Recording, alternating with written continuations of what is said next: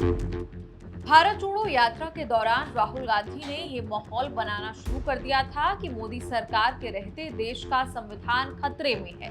संविधान बचाने के लिए राहुल गांधी के करारे भाषण थे, संविधान बचाने के नारे थे, लेकिन उस मुहिम का कोई सिंबल नहीं था। राहुल गांधी ने संविधान बचाने की लड़ाई का सिंबल बनाया इस संविधान की रेड पॉकेट बुक को। राहुल गांधी की इस किताब ने देश की राजनीति पलट दी। संविधान बचाने के भाषण नारे के साथ राहुल गांधी की रेड बुक भी हिट हो गई।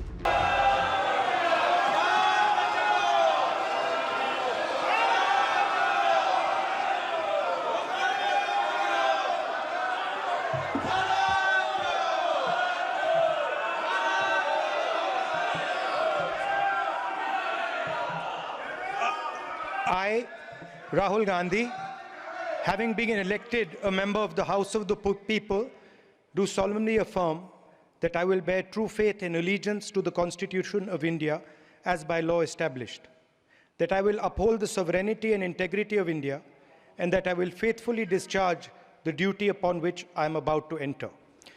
Jai Hind, Jai Samvidhan. Rahul Gandhi संविधान की जिस रेड बुक को सड़क से लेकर संसद तक दिखाते रहे, उसे छापा है publisher eastern book company EBC ने। ईबीसी का दावा है कि वो लोग 2009 से कॉन्स्टिट्यूशन कोर्ट बुक छाप रहे हैं, जिसकी कलर स्कीम रेड और ब्लैक है। ये पता नहीं नकल थी या बस संयोग की देश की एक और पब्लिशर रूपा पब्लिकेशंस ने भी ऐसी ही रेड बुक लॉन्च कर दी, देखने में बिल्कुल राहुल गांधी से फेमस ईबीसी वाले रेड बुक जैसी। टाइटल रखा the constitution of India, colour theme red और ब्लैक, फॉन्ट लेआउट भी एक जैसा रखा। ईबीसी ने रूपा के खिलाफ केस बनाया कि कॉपी करने से सितंबर में ही उनके 18,000 कॉपी का ऑर्डर कैंसिल हो गया। खरीदारों को रूपा ने मिसलीड किया।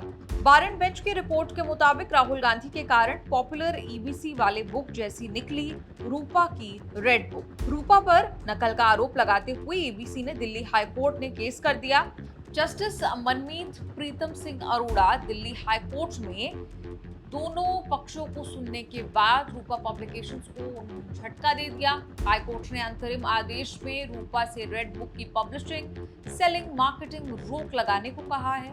जहां जिस प्लेटफॉर्म पर प्रोडक्ट की लिस्टिंग हो रखी है उसे भी हटाए। कोर्ट ने माना कि रूपा की बुक ईबीसी के बुक से मिलती जुलती है, इससे लोगों के बीच कंफ्यूजन फैलेगा।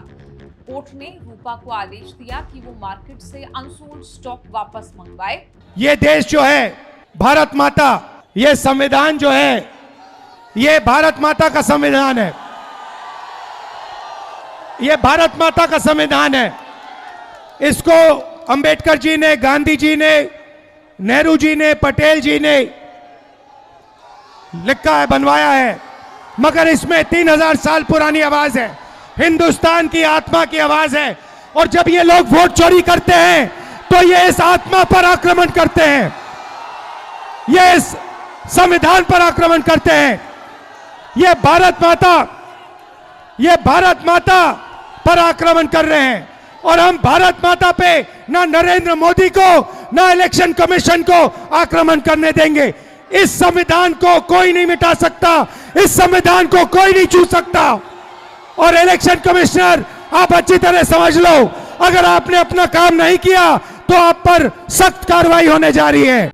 सबसे पहले राहुल गांधी ने ये रेड बुक उठाई थी, फिर तो विपक्ष के नेताओं का भी ये हथियार बन गया। संसद में शपथ लेने से लेकर राजनीतिक रैलियों की शान बन चुकी है रेड बुक। राहुल गांधी के हाथों में ये रेड बुक ने बीजेपी को खूब परेशान किया। बीजेपी ने किताब में खाली पन्ने होने से लेकर रेड कलर को अर्बन नक्सल का सिंबल तक करार दिया। ये आरोप भी लगे कि राहुल संविधान की जो बुक दिखाते हैं वो चाइनीज प्रोडक्ट है। फैक्ट चेक होना शुरू हुआ तो वही रेड बुक लेते दिखे पीएम मोदी और राष्ट्रपति रहे रामनाथ कोविंद भी। लखनऊ में एबीसी ने संविधान की रेड बुक छापता है, जिसमें शॉर्ट में संविधान लिखा है, जिसे जाने माने वकील गोपाल शंकर नारायणन ने लिखा है। 2009 में इसका पहला एडिशन छपा था, जो अलग अलग लैंग्वेजेस में भी आ चुका है। लोकसभा चुनावों में राहुल गांधी ने इतना हिट करा दिया कि बुक की डिमांड अचानक बढ़ गई। पब्लिशर को जुलाई 2024 में एक और फ्रेश एडिशन निकालना पड़ा। हिंदुस्तान टाइम्स की जुलाई 2024 की रिपोर्ट के मुताबिक रेड बुक के अब तक 17 एडिशन छप चुके हैं। ईबीसी की रेड बुक की पहचान यही बनी कि लोगों ने कहना शुरू किया कि वही किताब चाहिए जो राहुल गांधी दिखाते हैं। कोर्ट कचहरी के इस एपिसोड पर आपका क्या कुछ कहना है, कमेंट्स में लिखकर जरूर बताएं।